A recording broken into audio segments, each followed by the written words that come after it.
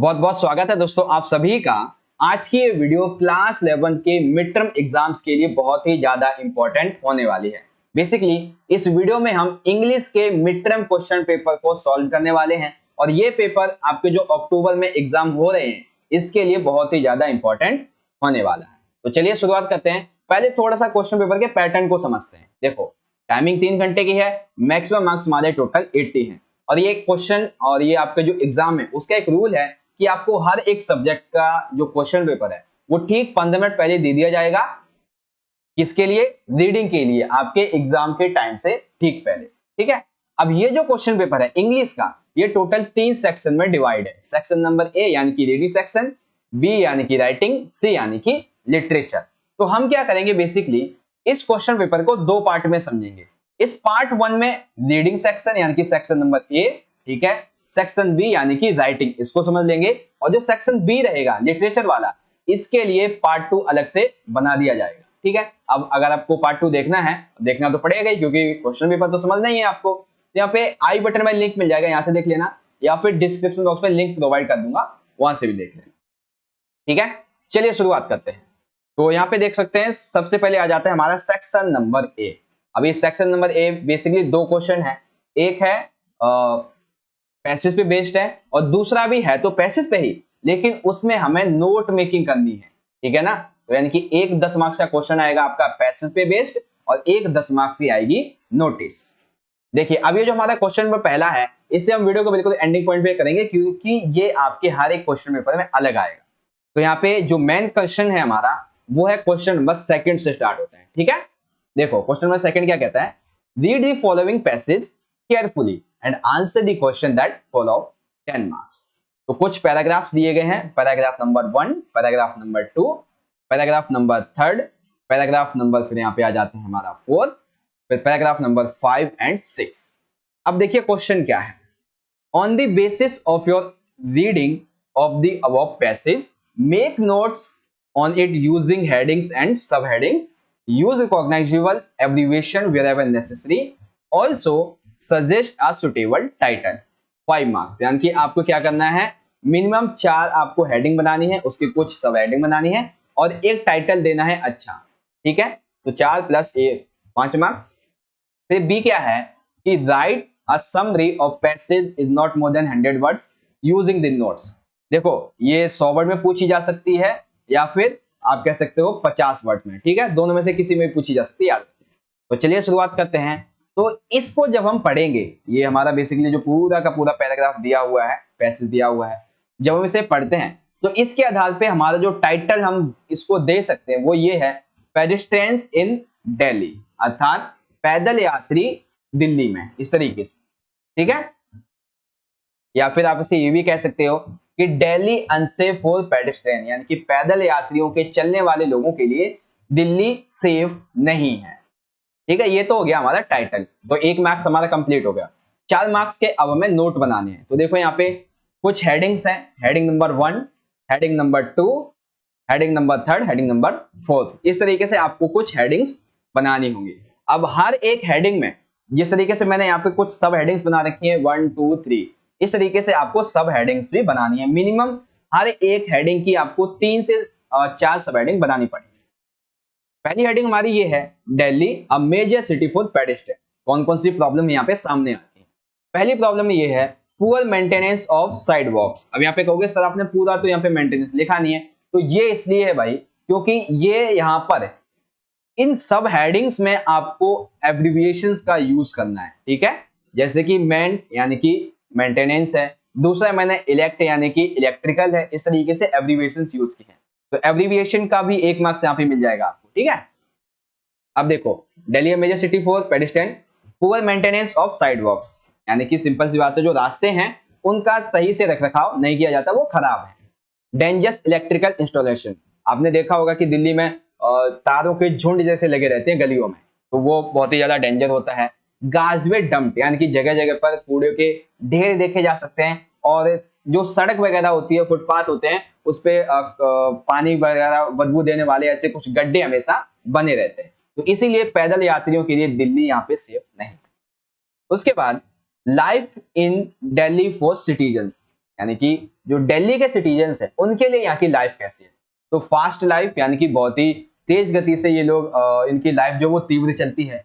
Poor public management, अब यहाँ पे देखो, यहाँ पे मैंने मैनेज लिखा है, मैनेजमेंट नहीं लिखा है, तो यहाँ पे हमने तीसरी एब्रिविएशन यूज कर ली मैनेजमेंट की। तो पुअर पब्लिक मैनेजमेंट यानी कि बेसिकली सार्वजनिक जो प्रबंध है वो बहुत ही खराब है यहाँ के। मल्टीपलिसिटी ऑफ ऑथ, यानी कि ऑथ का मतलब क्या है यहाँ पे, अथॉरिटीज। बेसिकली इसका मतलब क्या है, गैर जिम्मेदारी यहाँ पे ज्यादा देखी जाती है। ये सारी चीजें हैं। अनकाउंटेबिलिटी है। ये जो ऑप्शन नंबर 3 है इसका मतलब है प्रमाणीकरण की बहुलता, और ये जो 4th है इसका मतलब है गैर जिम्मेदारी, यानी कि जो अपनी जिम्मेदारी को नहीं समझता है। उसके बाद है कंसिस्टेंटली, यानी कि यहाँ पे कंसिस्टेंसली होना चाहिए था, तो वैसे तो मैंने यहाँ पे यूज नहीं किया है। आप चाहो बेसिकली आपको क्या करना है, मोस्टली 4 ही लिखनी है एब्रिविएशंस, ठीक है। कंसिस्टेंटली कंस्ट्रक्शन बट यूजलेस, यानी कि निर्माण तो होता है लेकिन वो खराब निर्माण है, ठीक है। तो ये life in Delhi for citizens.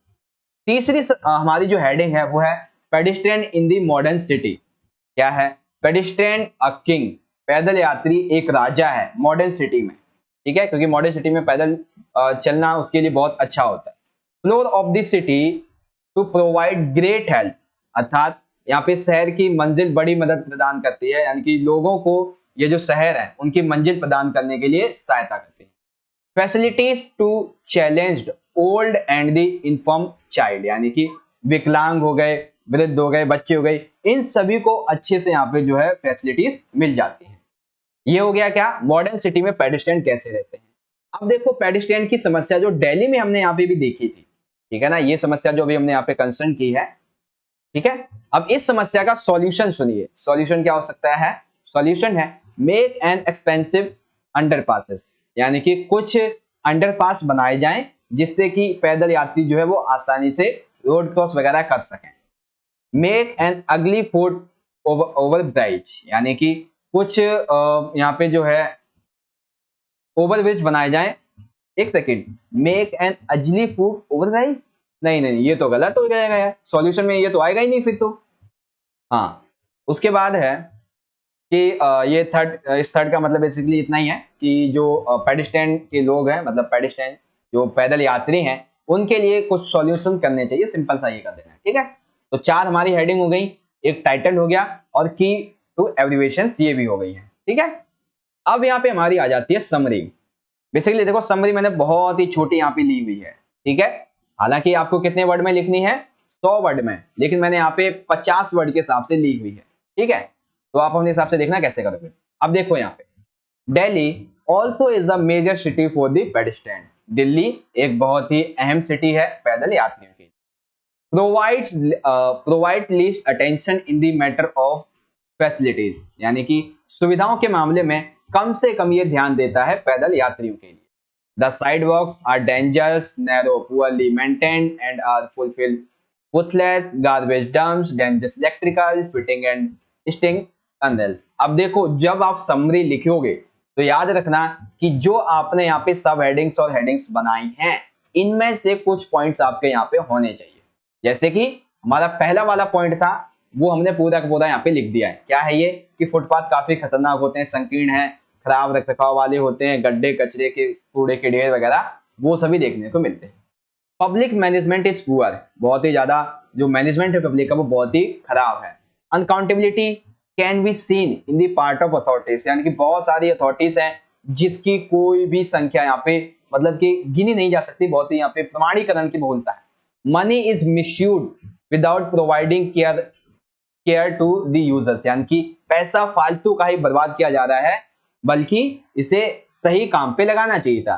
In the modern city where pedestrian is the king, the floor of city should be maintained by keeping in mind the physically challenged old and infirm children, अर्थात जो modern city है वहां पे pedestrian किस तरीके से एक राजा होते हैं, वृद्ध विकलांग बच्चे सभी को ये बहुत अच्छा फील कराते हैं इस तरीके से। For making Delhi world class, the authorities would once again look at the floor of Delhi, यानी कि यदि हमें दिल्ली को अच्छा बनाना है तो हमें सबसे पहले दिल्ली की जो सड़कें हैं उस पर ध्यान देना पड़ेगा, उसका विकास करना।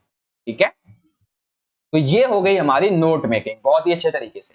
ठीक है, समझ में आ गया। पहले आप क्या करोगे, एक टाइटल बनाओगे, फिर कुछ आपको यहाँ पे हेडिंग बनानी है, उसकी कुछ सब हेडिंग और की एब्रिविएशंस आपको लिखनी है, फिर एक आपको छोटी सी यहाँ पे समरी बना देनी। तो यहाँ पर हमारा सेक्शन नंबर 1 कंप्लीट हो गया। अभी इसका जो क्वेश्चन नंबर 1 है उसे वीडियो के एंड में डिस्कस कर लेंगे। ठीक है, चलिए सेक्शन नंबर की बी की बात करते हैं। सेक्शन नंबर बी है क्रिएटिव राइटिंग स्किल्स, टोटल आएगा 20 मार्क्स का। देखिए क्वेश्चन नंबर 3 है attempt any one from A and be given below, 5 marks का रहेगा।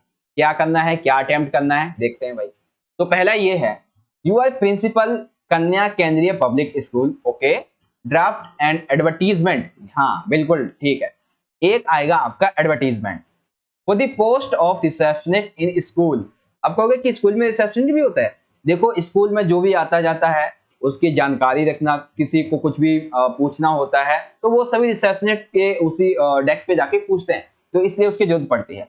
And mention qualification experience requirements suited to the post, simple सी बात है, आपको अपने स्कूल के रिसेप्शनिस्ट के लिए एक एडवर्टीजमेंट लिखना है। तो इसका मतलब क्या है, ये सिचुएशन कैसी है, ये सिचुएशन है वेकेंट की, यानी कि जिसमें किसी अथॉरिटी को जॉब मतलब किसी बंदे को लाना है अपने पास में, ठीक है ना, जॉब ऑफर करनी है बेसिकली। ठीक है, अथवा में क्या है, अथवा में है you are Sunita J 946 sector 3 Rohini Delhi, you are well qualified in music and dance forms classical, draft an advertisement to be published in local Delhi in about। इसका मतलब क्या है, इस वाले दूसरे वाले में आपको क्या चाहिए, दूसरे वाले में आपको जॉब चाहिए, आपको जॉब करनी है।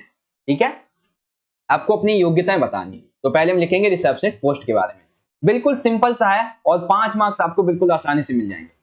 तो सबसे पहले लिखेंगे सिचुएशन वेकेंट। अब सिचुएशन वेकेंट लिख दिया, फिर यहाँ पे आंसर शुरू हो जाएगा। Wanted A receptionist for the school candidate should B qualified. देखो बेसिकली क्या लिखा है, wanted A receptionist for the school, हमें अपने स्कूल के लिए एक रिसेप्शनिस्ट चाहिए। अब क्वालिटीज देखो, candidate should be well qualified, यानी कि अच्छी खासी क्वालिफिकेशन होनी चाहिए। Must possess impressive communication skill with fluent English, अर्थात जो कैंडिडेट है उसे इंग्लिश बोलना बहुत अच्छी तरीके से आना चाहिए। शुड हैव प्लीजिंग पर्सनैलिटी, अच्छी पर्सनैलिटी होनी चाहिए। Interested candidates between the age group of 25 to 30 years, यानी कि जो भी कैंडिडेट 25 से 30 साल के हैं वो क्या कर सकते हैं, may send their resume with latest passport size photograph to principal. It means कि आप जो है जितने भी कैंडिडेट इस पोस्ट पे इंटरेस्ट हैं वो अपने पासपोर्ट साइज के फोटोग्राफ प्रिंसिपल को भेजें। किस प्रिंसिपल को, पूरे का पूरा एड्रेस डाल देना है जो आपको क्वेश्चन में दिया गया है, कन्या एंड केंद्रीय पब्लिक स्कूल सेक्टर 9 रोहिणी। कितने दिन के अंदर, विद इन 10 डेज। ठीक है ना, जिस दिन ये एडवर्टीजमेंट छपता है उस दिन से लेके 10 दिन के बीच में आपको भेजना है। उसके बाद आपको एक कॉन्टैक्ट नंबर लिख देना है। तो अगर हम देखें इसके फॉर्मेट को तो क्या करना है, सिर्फ और सिर्फ आपको ये जो पोस्ट है, चाहे किसी भी कोई सा भी आपका जो सिचुएशन वैकेंट का आ जाता है, आपको ये पोस्ट चेंज कर देनी है और जो आपका एड्रेस आता है ये चेंज कर देना, बस। उसके अलावा और कुछ भी चेंज नहीं करना है, पूरे 5 मार्क्स मिल जाएंगे आपको। फॉर एग्जाम्पल यहाँ पे हम ये मान लेते हैं कि आपको होटल मैनेजमेंट के लिए किसी रिसेप्शनिस्ट की पोस्ट चाहिए, तो सिंपल एज इट इज यही लिख दो, यही चाहिए, बस क्या होगा कि एड्रेस आपको चेंज करना होगा, सिंपल है। अब सेकंड क्या था, सेकंड है सिचुएशन वांटेड का। अब देखते हैं इसको कैसे लिखेंगे। तो सिचुएशन वांटेड है अब वेल क्वालिफाइड, क्वेश्चन हमने पढ़ी लिया था, अभी क्या पढ़ा था, you are Sunita J 946 secretary Rohini Delhi, you are well qualified in music and dance forms classical, draft and advertisement to publish in local Delhi.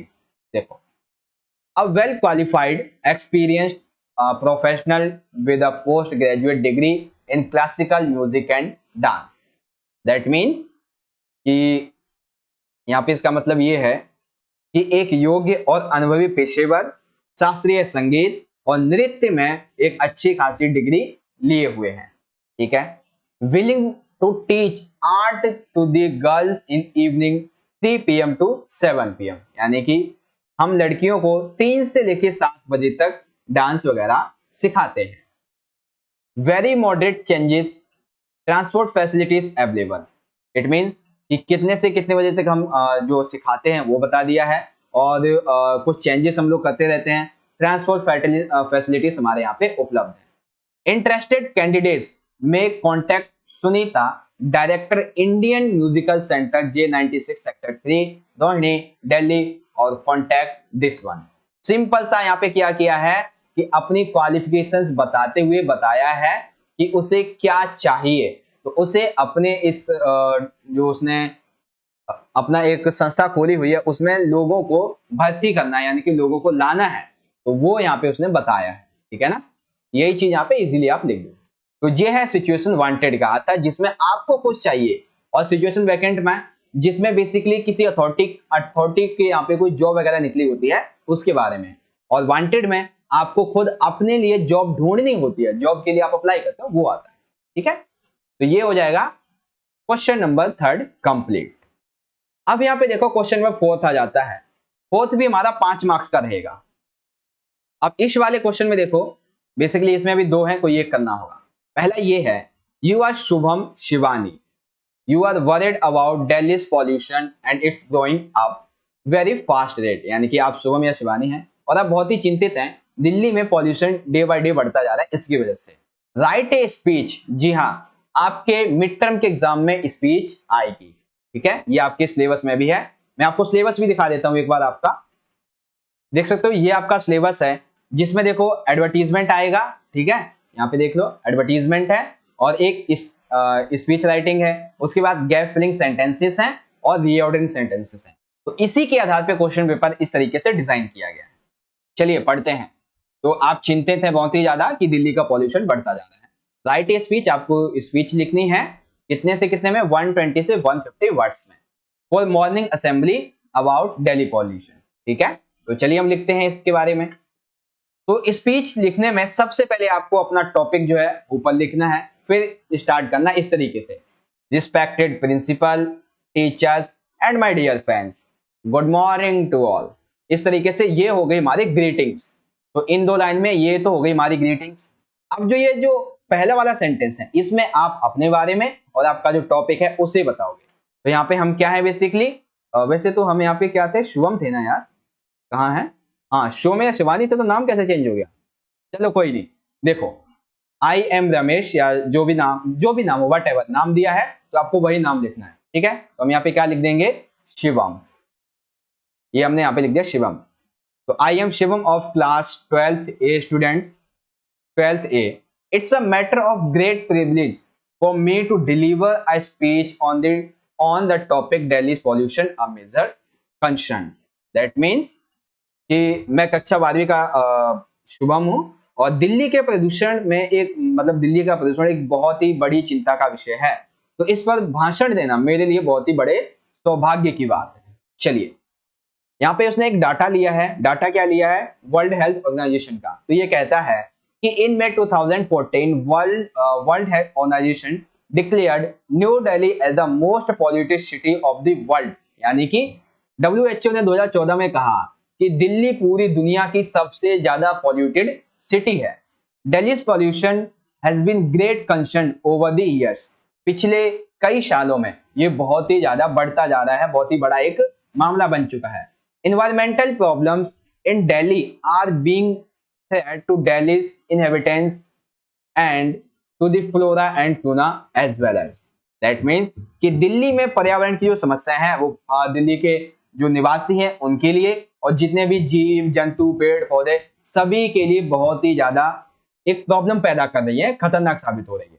ठीक है, the city suffers from the air pollution caused by road dust and the gas emitted by vehicles and industries। यानी कि दिल्ली जो है वो वायु प्रदूषण को बहुत ही ज्यादा झेल रही है, और ये किसकी वजह से होता है, सड़कों पर धूल, वाहनों के उद्योग, वाहनों की वजह से और उद्योगों के द्वारा निकलने वाले धुआं की वजह से, गैसों की वजह से। ठीक है, उसके बाद the growth of the number of vehicles in Delhi is very high and unexpected. बहुत ही तेजी से, और जितना आप सोच नहीं सकते थे उतनी तेजी से व्हीकल्स यहाँ पे बढ़ रहे हैं।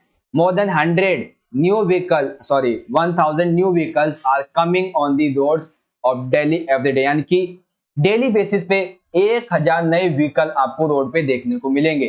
The growth is high, the odd and even alternative formula could not done much to control the pollution in this city. यानी कि ऑड इवन जो फॉर्मूला आया था, आपको भी पता होगा, अभी से तकरीबन 2 से 3 साल पहले, तो वो फॉर्मूला इसी दिल्ली पॉल्यूशन को रोकने के लिए था, लेकिन वो कामयाब नहीं हुआ। Another reason for city pollution it's industries. Industries भी सिटी पॉल्यूशन का बहुत ही ज्यादा कारण है। Most of the small scale industries do not have waste treatment plants, as the result they declare they directly throw their liquid waste onto river Yamuna contaminating its water. यानी कि छोटे छोटे जो उद्योग वगैरह होते हैं, ये अपने पास अपना जो जितना भी गंदगी वगैरह होती है उसको रिसाइकल नहीं कर पाते हैं, साथ ही साथ इनके पास ज्यादा बेहतर टेक्नोलॉजी नहीं होती है, तो जितना भी वेस्टेज मटेरियल होता है ये जाके रिवर में डाल देते हैं। These industries release toxic elements which cause groundwater contaminant. Small hospitals and private nursing homes to some extent are also responsible for Delhi's pollution. They are most day by day. That means simple सा यहाँ पे आप ये बता देंगे कि जितने भी घरेलू उद्योग वगैरह होते हैं, अधिकांश लघु उद्योगों में अपशिष्ट उपाचार जो संयंत्र हैं वो नहीं होते हैं, यानी कि हॉस्पिटल्स वगैरह हैं, जिसकी वजह से पदार्थ वगैरह जो हैं वो सीधे क्या होते हैं, ये नदी में फेंक देते हैं, पानी दूषित हो जाता है और प्रदूषण बढ़ता चला जाता है। इसी संबंध में अस्पताल हो गए, निजी नर्सिंग होम हो गए, ये भी इसके लिए जिम्मेदार है, जो कि दिन प्रतिदिन फूलते जा रहे हैं, यानी कि दिन प्रतिदिन लाभ कमाते जा रहे हैं। उसके बाद यहाँ पे कुछ और पॉइंट है कि small hospitals and private nursing homes to have arranged to treat hospital waste and it's thrown in the open air causing air pollution. That means जितने भी नर्सिंग होम हैं, जितने भी हॉस्पिटल्स हैं, ये अपने वेस्टेज मटेरियल को ऐसे ही फेंक देते हैं, जिससे प्रदूषण बढ़ता है। There should be a certain policy for avocation atmospheric pollution, biomedical waste, domestic refuse to water and sewage treatment. That is जितने भी छोटे अस्पताल हैं, निजी नर्सिंग होम हैं, ये अस्पताल के कचरे को बाहर फेंक देते हैं, तो ऐसे में उनके उपचार की व्यवस्था की जानी चाहिए, इसे खुली हवा में नहीं फेंका दिया जाना चाहिए। वनीकरण, वायुमंडल प्रदूषण, चिकित्सा, घरेलू कचरा, पानी, सीवेज, इन सभी के लिए जो उपचार की एक नीति है वो बनाई जानी चाहिए। An action needed in order to encourage the public participation in environmental problems. यानी कि एक एक्शन लेना चाहिए जिससे कि लोगों को इनकरेज किया जाए कि इन्वायरमेंटल में जो पॉल्यूशन है उसके खिलाफ जागरूक करो और उनसे कहो कि आप किस तरीके से सॉल्व कर सकते हो। Odd and even number formula can play an important role of pollution from the capital city of India. ये ऑड इवन फॉर्मूला इस संबंध में बड़ा काम का है, ठीक है। तो बेसिकली देखो, वैसे तो आपको कितने वर्ड में लिखना है, ये लिखना है आपको 120 से कहाँ गया, हाँ 120 से 150 वर्ड में। अब आप कहोगे कि सर आपने तो यहाँ पे हमको तकरीबन 200 वर्ड में बता दिया है, तो देखो ये मैंने इसलिए बताया कि आपको इजीली समझ में आ जाए। अब इसमें से आप जो है तकरीबन मैंने जितना बताया इसमें से 70% आप लिख दोगे तो भी आपको पूरे के पूरे 5 मार्क्स आसानी से मिल जाएंगे, ठीक है ना। तो ये हो गया हमारा यहाँ पे स्पीच वाला क्वेश्चन कंप्लीट। तो क्वेश्चन नंबर यहाँ पे 4 कंप्लीट हो गया। अब इसमें जो दूसरा क्वेश्चन है, you are Rima and Ramesh, you are worried about the hike in the prices essential commodities like LPG, pulses, vegetables, etc. Write a speech on this in about 120-150 words. Morning assembly suggesting certain steps to curb inflation. तो पहला तो मैंने आपको समझा दिया है, अब इसी तरीके से आपको दूसरा भी यहाँ पे लिख लेना है, ठीक है। पहले मैंने आपको समझा दिया और दूसरा इजीली आप यहाँ पे अपनी तरफ से उसकी प्रैक्टिस कीजिएगा। क्वेश्चन नंबर 5 देखते हैं। Choose the wrong one and write the correct one in the following sentences। यानी कि ये 5 सेंटेंसेस में हमें wrong चुनना है और right को लिखना है, ठीक है। तो पहला देखिए क्या है कि I need to pack the apple for my lunch। गलत, यहाँ पे क्या है, यहाँ पे जो गलत वर्ड है वो है दा, क्योंकि पैक के किसी भी चीज के बारे में पहले दा नहीं, ए है तो क्या आता है, एन आता है, दा कभी नहीं आता, तो यहाँ पे क्या होगा, दा की बजाय आ जाएगा एन, ठीक है। तो रॉन्ग क्या है, पहले में दा है और राइट होगा एन। बी है it seems they would need some workers for the construction. गलत, यहाँ पे सम नहीं आएगा, यहाँ पे आएगा मोर। तो सेकंड में सम नहीं आएगा, यहाँ पे राइट आएगा more. उसके बाद even of the teachers are absent today. Every of teachers, every तो नहीं, अगर सारे टीचर्स ऑफ कर लेंगे उस दिन absent हो जाएंगे फिर तो छुट्टी हो जाएगी। तो यहाँ पे क्या होगा कि some of the teachers, तो हम क्या करेंगे, every नहीं आएगा यहाँ पे, some of the teachers आएगा। फिर देखिए चौथा क्या है, we need to do some of work before the event starts, यानी कि हमें काम करना चाहिए, कम काम करना चाहिए इवेंट स्टार्ट करने से पहले, नहीं कम तो नहीं करना चाहिए, हमें बहुत ज्यादा काम करना पड़ता है। तो यहाँ पे सम की वजह क्या आ जाएगा, अ लॉट, यानी कि बहुत ज्यादा। She is much most intelligent in class, much most कभी एक साथ आते ही नहीं है, तो यहाँ पे क्या आएगा, she is the most intelligent in the class. समझ गए आप सभी, कौन सा रॉन्ग है कौन सा राइट है? तो पहले में द रॉन्ग है एंड राइट आएगा एन, सेकंड में सम रॉन्ग है, राइट आएगा मोर, और थर्ड में एवरी रॉन्ग है, राइट आएगा सम, एंड या सम की जगह आप कह सकते हो फ्यू भी आ सकता है, ठीक है, तो कुछ की बात हो रही है। उसके बाद डी में सम की जगह आएगा अ लॉट, एंड ई में मच की जगह आएगा the most intelligent in the class. तो ये हो गया आपका सेंटेंसेस बेस पे क्वेश्चन। देन आ जाता है क्वेश्चन नंबर 6। अब क्वेश्चन नंबर 6 है reordering sentences, reorder the words or phrases given below to make meaningful sentences। तो ये टोटल 5 दिए हुए हैं। अब यहाँ पे देखो पहले में दिया हुआ है hunting, one boy, for a winter went morning। तो इसमें इसको हम जब हम राइट करेंगे तो कैसे हो जाएगा, one winter morning a boy went for hunting, यानी कि बेसिकली एक सर्दियों की सुबह एक जो लड़का होता है वो शिकार के लिए जाता है।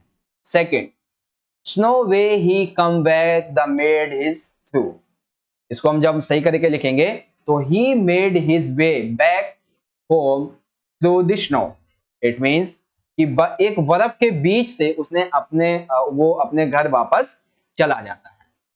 सी है value television a educative into addition has great entertainment. तो यहाँ पे क्या आएगा, इसको सही करके लिखेंगे तो in addition to entertainment television has a great educate value, यानी कि मनोरंजन के अलावा टेलीविजन का शिक्षा के रूप में भी एक महत्व यहाँ पे देखा जाता है। डी देखिए, the one forest the industry oil depends, तो इसको हम कैसे लिखेंगे, the oil industry depends on the forest, that means कि तेल उद्योग हमेशा किस पे डिपेंड्स होते हैं, हम कह सकते हैं जंगलों पर। उसके बाद ई है has a range head park wide of facilities, हम यहाँ पे क्या कहेंगे, Hyde Park has a wide range of facility, यानी कि हाइड पार्क में सुविधाओं की एक विस्तृत श्रृंखला यहाँ पे देखी गई है। ठीक है, तो ये है आपके रीऑर्डरिंग सेंटेंसेस के बारे में। तो क्वेश्चन नंबर 6 हमारा कंप्लीट हो गया। इस तरीके से अगर हम यहाँ पे हम डिस्कस करते हैं, देखते हैं तो इसको, तो सेक्शन नंबर बी में हमारे कौन कौन से क्वेश्चन हो गए। पहला आएगा आपका एक एडवर्टाइजमेंट 5 मार्क्स का, ठीक है, 2 होंगे, दोनों में से कोई एक करना होगा, मैंने आपको समझा दिया है। दूसरा रहेगा आपका स्पीच राइटिंग का, ठीक है, 5 मार्क्स का रहेगा, और स्पीच राइटिंग कैसे लिखनी है आपको समझा दी गई है। तीसरा क्वेश्चन आएगा, इसमें राइट और रॉन्ग को चॉइस करना होगा, और पांचवा जो क्वेश्चन है, बेसिक चौथा जो क्वेश्चन है, यानी कि इसे आप चौथा को या छठा को, ये रहेगा रीऑर्डरिंग सेंटेंसेस का। अब यहाँ पे आप देखोगे तो सेक्शन सी मैंने ऑलरेडी बनाया हुआ है, यानी कि ये बन चुका है ऑलरेडी, तो इसको हम पार्ट 2 में समझेंगे। अब यहाँ पे हमारा जो दूसरा वाला क्वेश्चन मतलब सेक्शन ए का क्वेश्चन में पहला रह गया था, इसको अब हम सॉल्व करते हैं। तो आ जाइए सॉल्व करते हैं। तो ये एक पैसेज दिया गया है हमारा। अब इस पैसेज के संबंध में, ये पूरा का पूरा यहाँ पे दिया गया है, अब इस पैसेज के संबंध में पढ़ते हैं क्वेश्चन और आंसर। देखिए यहाँ पे क्वेश्चन है, based on your understanding of the passage answer the question given below. चलिए पढ़ते हैं। पहला देखिए क्या है, violent behaviour is the outcome of, यानी कि वायलेंट बिहेवियर किस चीज के यहाँ पे परिणाम होता है, तो किसका होता है, लैक ऑफ मीडिया अवेयरनेस, यानी कि लोगों को मीडिया की अवेयरनेस के बारे में पता ही नहीं होता है, ये कारण है।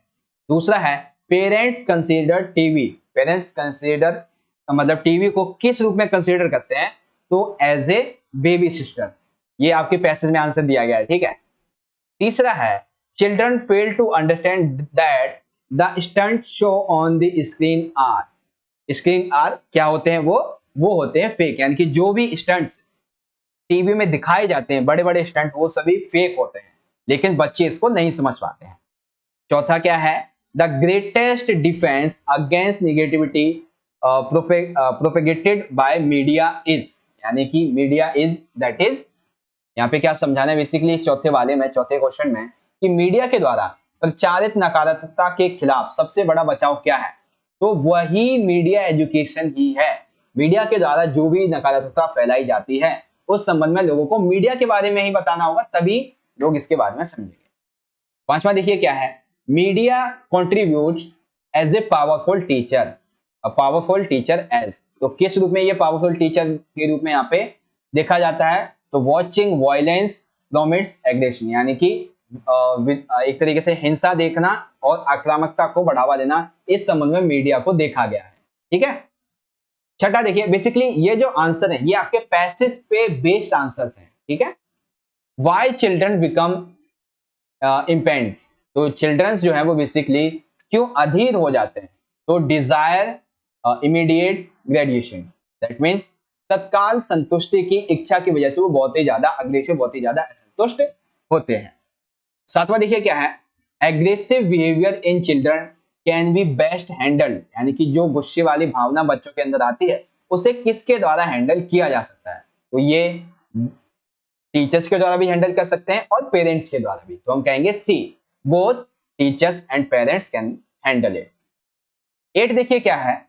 Factor other than violence causing aggressive in child are, तो क्या है इसका मतलब? इसका मतलब है कि हिंसा के अलावा आक्रामकता पैदा करने वाले अन्य कारक कौन कौन से हैं?